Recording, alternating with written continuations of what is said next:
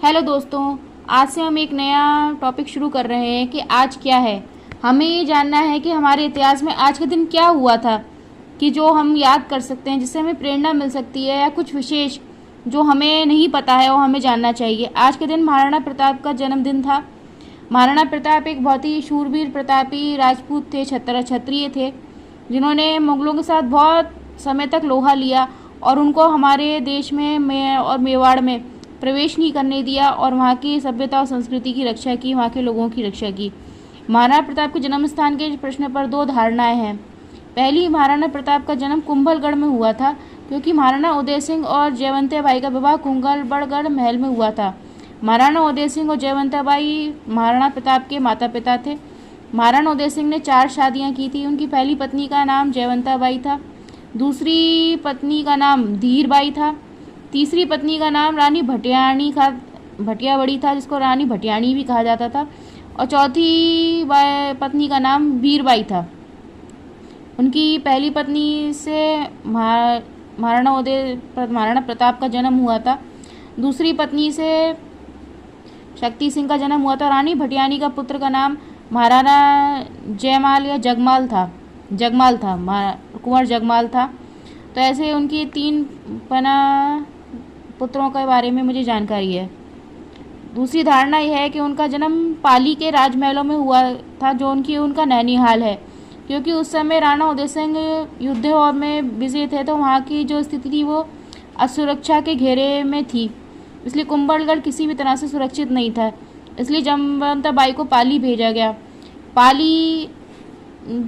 पाली मारवाड़ के अंतर्गत आता था, जो राठौर में जहाँ राठौरों का राज था, वह जगह बिल्कुल सुरक्षित थी, इसलिए रानी को वहाँ भेजा गया। 20 ज्येष्ठ शुक्ल तृतीया एवं 1597 को प्रताप का जन्म पाली के मारवाड़ में हुआ था। प्रताप को जन्म का शुभ समाचार मिलते ही उदय सिंह की सेना ने प्रयाण का प्रारंभ कर दिया और मालवी युद्ध में बनवीर के विरुद्ध विजयश्री प्राप्त कर चित्तौड़ के सिंहासन पर अपना अधिकार कर लिया। प्रताप का बचपन भीलों के साथ बीता था। भीलों के साथ ही वे युद्ध कला सीखते थे। भील अपने पुत्र को कीका के नाम से पुकारते थे, इसलिए प्रताप को भी कीका ही कहते थे। राणा उदय सिंह की दूसरी रानी धीरेबाई, जिसे राज्य के इतिहास में रानी भटियाणी भी कहा जाता है, अपने पुत्र के जगमाल को मेवाड़ का उत्तराधिकारी बनाना चाहती थी। प्रताप के उत्तराधिकारी होने पर उसके विरोध स्वरूप जगमाल अकबर के खेमे में चला जाता है। महाराणा प्रताप का प्रथम राज्याभिषेक 28 फरवरी 1572 में हो गया था। महाराणा प्रताप की है, लेकिन उनका विधि विधान स्वरूप महाराणा प्रताप का द्वितीय राज्याभिषेक 1572 ईस्वी में ही कुंभलगढ़ दुर्ग में हुआ। राणा प्रताप ने अपने जीवन में कुल 11 शादियां की थी। उनकी पत्नियों में महारानी अजबते पवार उनकी पहली पत्नी और कुंवर अवर सिंह उनके उत्तराधिकारी हुए। उनकी 11 पत्नियों से 17 पुत्र व 2 पुत्रियों की प्राप्ति हुई। महाराणा प्रताप के शासनकाल में सबसे रोचक तथ्य यह है कि मुगल सम्राट अकबर बिना युद्ध के प्रताप को अपने अधीन लाना चाहता था, इसलिए अकबर ने प्रताप को समझाने के लिए 4 राजपूतों को नियुक्त किया, जिसमें सर्वप्रथम जलाल खान 1552 ईस्वी में सितंबर माह में प्रताप के खेमे में भेजा गया। इसी तरह 1573 ईस्वी में मानसिंह को 1573 सितंबर ईस्वी में भगवान दास तथा राणा टोडरमल को दिसंबर 1573 में भेजा गया प्रताप को समझाने के लिए, परंतु वहां पहुंचे तो प्रताप ने उनके को निराश ही किया, जिसके परिणाम स्वरूप हल्दी घाटी का ऐतिहासिक युद्ध हुआ। यह युद्ध 18 जून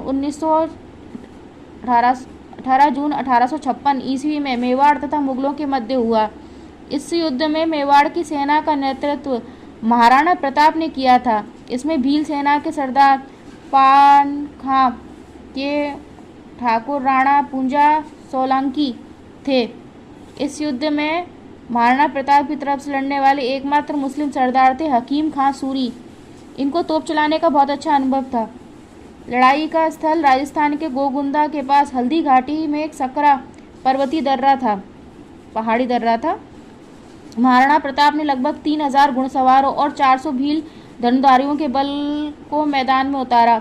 मुगलों का नेतृत्व आमेर के राजा मानसिंह ने किया था, जिन्होंने लगभग 5,000 से 10,000 लोगों की सेना की कमान संभाली थी। 3 घंटे से अधिक चले इस भयंकर युद्ध के बाद महाराणा प्रताप जख्मी हो गए। कुछ लोगों की सहायता से पहाड़ियों से भागने में सफल रहे और एक दिन लड़ने के लिए तैयार हो गए। मेवाड़ को हताहतों की संख्या 1600 पुरुषों की थी। मुगल सेना ने 3,500 से 7,800 लोगों को खो दिया, जिसमें 350 अन्य घायल हो गए। इस युद्ध के विजेता महाराणा प्रताप रहे, क्योंकि उन्होंने एक मुट्ठी भर सेना से इतनी बड़ी विशाल सेना का सामना किया और उसके बाद भी वह हारे नहीं और न मृत्यु की इनको प्राप्ति हुई। इस युद्ध में बींदा के झालामान ने अपने प्राणों का बलिदान देकर महाराणा प्रताप के जीवन की रक्षा की। वहीं ग्वालियर नरेश राजा राम शाह तोमर भी अपने 3 पुत्रों और पौत्र सहित सैकड़ों वीर तोमर राजपूतों योद्धाओं के साथ शहीद हुए। शत्रु सेना से घिर चुके महाराणा प्रताप को झालामान ने अपने प्राण देकर बचाया और महाराणा को युद्ध भूमि छोड़ने के लिए बोला। प्रणीय अश्वचेतक की मृत्यु भी इसी युद्ध में हो गई, जो कि महाराणा प्रताप को बहुत ही प्रिय अश्व था। उनके छोटे भाई शक्ति सिंह ने अपना अश्व देकर महाराणा प्रताप को बचाया। हल्दी घाटी, देवर और चापली की लड़ाई में महाराणा प्रताप को सर्वश्रेष्ठ राजपूत राणा और उनकी बहादुरी, पराक्रम और चारित्र्य, धर्मनिष्ठा, त्याग के लिए जाना जाता था। मुगलों के सफल विरोध के बाद उन्हें हिंदू शिरोमणि माना गया। यह युद्ध भले ही एक दिन चला, परंतु इसमें 17,000 लोग मारे गए। महाराणा की हालत युद्ध के बाद दिन प्रतिदिन चिंताजनक हो गई। 24,000 सैनिकों के लिए 12 साल तक गुजारे लायक अनुदान देकर भामा शाह भी इतिहास में अपना नाम अमर कर गए।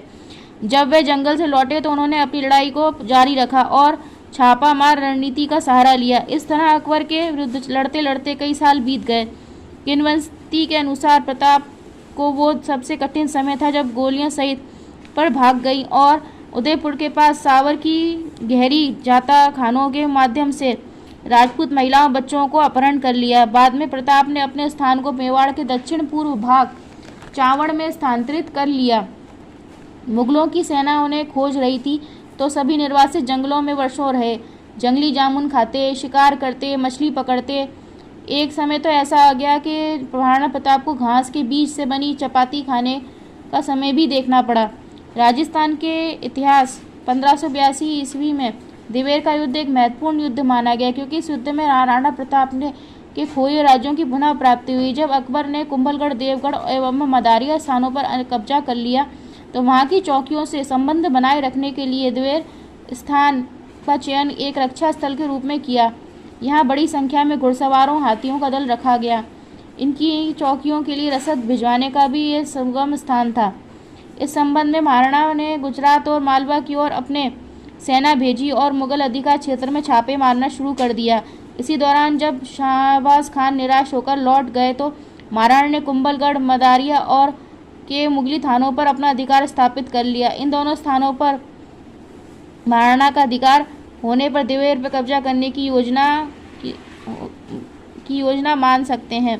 अतएव इसकी सफलता के लिए सारा प्रयास गुप्त रूप से किया गया, क्योंकि महाराणा प्रताप नहीं चाहते थे कि उनकी योजना की खबर मुगल सैनिकों को लगे और वो सचेत हो जाएं। इसलिए सारा प्रयास बड़ी शांतिपूर्वक और गुप्त रणनीति के तहत किया गया। जब सब प्रकार की तैयारी हो गई तो महाराणा प्रताप अपने साथियों के साथ आगे बढ़े। द्वेर जाने के अन्य मार्गों व घाटियों में भीलों की टोलियों को बिठा दिया गया, जिससे वहाँ की जो भी सूचना है वह दूसरे राज्यों में या दूसरी चौकियों पर ना पहुँच सके, बीचों में सैनिक बीच कोई संबंध स्थापित ना हो सके। अचानक महाराणा प्रताप की फौज दिवेर पहुंची तो वहां भगदड़ मच गई। सभी मुगल सैनिक भौचक्के हो गए और वे इधर उधर भागने लग गए अपने प्राण बचाने के लिए। फिर लेकिन महाराणा प्रताप की सेना ने उनको दबोच लिया। दिवेर थाने के मुगल अधिकारी सुल्तान खां को कुंवर अमर सिंह ने जो घेरा और उस पर अपने भाले से वैसा वार किया कि सुल्तान खां के शरीर से होता हुआ भाला घोड़े के शरीर के आर पार हो गया और वहीं उसके प्राण पखेरु उड़ गए। महाराणा प्रताप ने भी इसी तरह बलोल खां को उसके घोड़े का काम तमाम कर दिया। एक राजपूत सरदार ने तलवार से अब एक हाथी का पिछला पैर काट दिया। इस युद्ध में विजयश्री महाराणा के हाथ लगी। 1585 ईस्वी में आगे अकबर की उत्तर पश्चिम की समस्या के कारण उदासीन हो गया, जिससे महाराणा को चावड़ में नवीन राजधानी बनाकर लोकहित में जुटने का अच्छा अवसर मिला। पूर्व 1579 से 1585 तक पूर्वी उत्तर प्रदेश, बंगाल, बिहार जुटने और गुजरात के मुगल अधिकृत प्रदेशों में विद्रोह होने लगा और महाराणा भी एक के बाद एक गढ़ जीतते जा रहे थे। अतः परिणाम स्वरूप अकबर उस विद्रोह को दबाने में उलझा रहा और मेवाड़ पर से मुगलों का दबाव कम हो गया। इस बात का लाभ उठाकर महाराणा प्रताप ने 1585 ईस्वी में मेवाड़ मुक्ति प्रयत्नों को और भी तेज कर दिया और मुगल चौकियों पर आक्रमण करने शुरू कर दिया और तुरंत ही उदयपुर समेत 36 महत्वपूर्ण स्थान पर फिर से महाराणा प्रताप का अधिकार हो गया।